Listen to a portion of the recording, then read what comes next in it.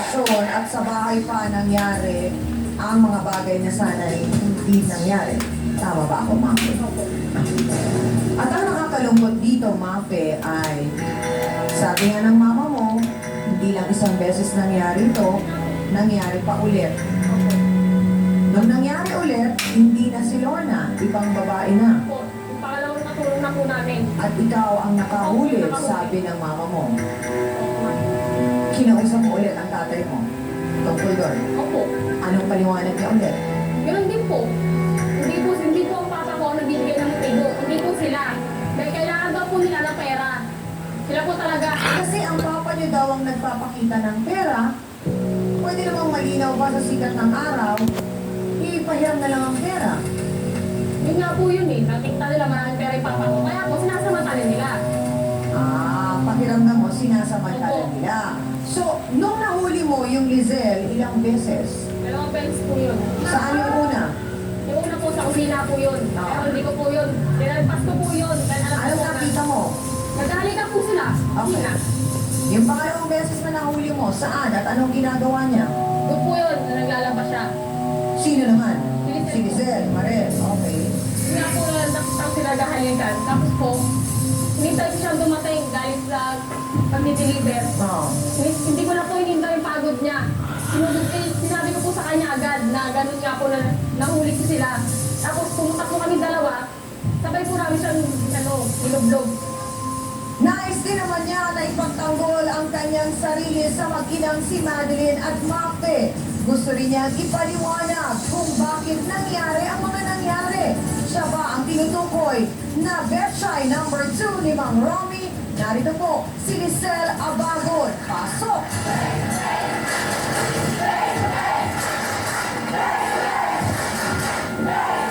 Sandali! Ako! Sandali! So bakit, Lizelle, ikaw pa ang galit? Ako'y nagugulat. At sinasabi mo pa kasi, Makate. Nasinungaling niya mga yan eh. Ang tanong ko, pinilit ka ba ni Mang Ronnie? Opo. Tinakot ka? Hindi. Niligawan ka ni Mang Ronnie? Okay, nandun na tayo. Umpisa pa lang, pwede kang umindi. Nung nahuli na po kami, pinipilit po ako ng Romy Halikan noon. Paano pinilit? Ano po, nung ayoko sa kanya magpahali kasi nga, sabi ko may pamilya ka. Nung inano po, bigla po ako nalikan ni Mama Romy. Dumating naman siya, kaya nahuli niya kami. Hindi niya kasi akalat ako nagpaliwanag. Bigla ako Gusto mo rin, no? Gusto mo rin. Sige, gusto ko na. So ang tanong, Lizelle, kagaya rin ba ni Lorna, binigyan ka ng pera ni Mang Ronnie? Magkano binigay sa'yo? Ang libo lang, hindi nila ako natawalan. Tama lang na! Tama ka! Hindi ka kasi nahulan ako! Nag-aagad ka pa ngayon sa buwan. Nag-advise ako pero hindi mo na ako nasahulan. Baka na mukha. Nagkautang sila. Bakit po ninyo hindi pinasahod? Nag-aagad na po siya ng pera para namin sa pagkasawa. Magkano po in advance? 1,000 din. Oo. Magkano sa Eh, ang po niya, 2,000 kada buwan daw. O sige. Binigyan ko rin po siya ng 1,000. Bali na 1,000. Isang libong advance niya ako. Tapos binigyan ko rin siya ng 1,000. Oh. O, para sa isang buwan yun. Attorney, doon sa sinasabi ni Lorna at ni Lizelle na parang pinakitaan sila ng pera ni Mang Romy, lumalabas parang inaakit sila. Pero in a way, ay nadala din sila. At ang sinasabi nga nila ay dahil sa sila ay hirap sa buhay at gipit sila, kailangan kumapit sa padalin. Hindi ba't ang nangyari din ay inabuso ni Mang Romy ang kanilang kahinaan?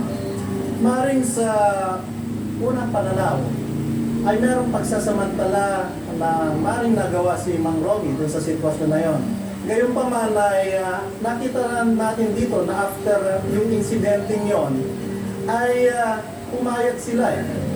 Lalo na sa kalagayan ni Lorna, sabi nga after a while or after a month ay kung talagang totoo na siya pa ang nag-text Oo. at siya pa ang di umano ay nagyaya upang lumabas, ay hindi na po yun saklaw ng pagsasamantala. Kundi ito na yung sinasabi nating nagkonsinti na itong dalawang adults na ito doon sa pangyayaring yun. Doktora, mabilis lang po. Salamat, Attorney Acosta. Ano po yung pwedeng parang makitang senyales ng mga kasambahay natin kapag meron lang nangyayaring pang-aabuso o kaya papapakita ng motibo ang isang amo? Una-una kasi Chang, di ba definite naman kung anong yung gagawin ng isang kasambahay.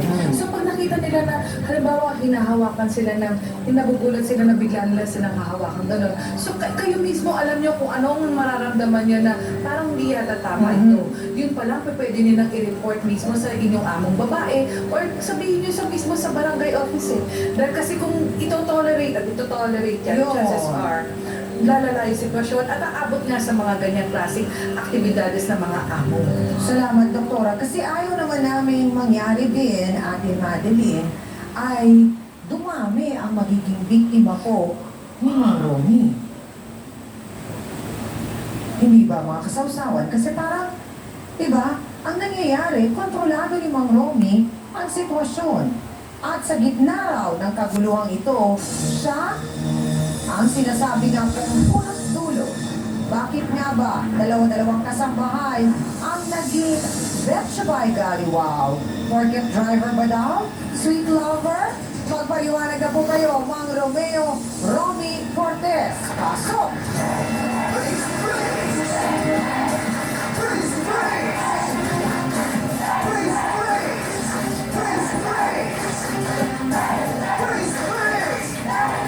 Mang Romy, magandang araw po. Nais po namin unawain ang sitwasyon at nais din naman po namin mapakinggan ang inyong paliwanag. Kayo po ni Ate Madeline ay nagsasama po ng 25 years. Opo. Ano po ang nangyari at mukhang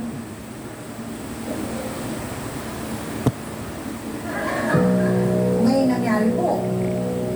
Ganito po yun. Oho. Isang beses, umiis na lumapit sa akin. Oho. Kuya Romy, baka pwede maka-ano sa inyo kasi ang tatay ko may sakit. Oho. Eh, Bakit hindi na lang po ninyo pinautang? binigyan ko naman po siya eh. Sa katagalan na siya maservisyo sa akin at saka ano naman, na-develop ko ako sa kanya. Oh! Sa paanong nangyaring tumibok pa muli ang puso ni Kuya Romy? Pero ang tanong, tumibok ba talaga? O nag-develop lang na parang picture? Aalamin natin yan. Gusto ba niyo? Pabalik lang. Pinatawad na po kayo na ulit pa ulit. Anong nangyari? Gusto ko ng patuloy sana. Eh, sila ang tumatawag sa akin, kaya naulit ko.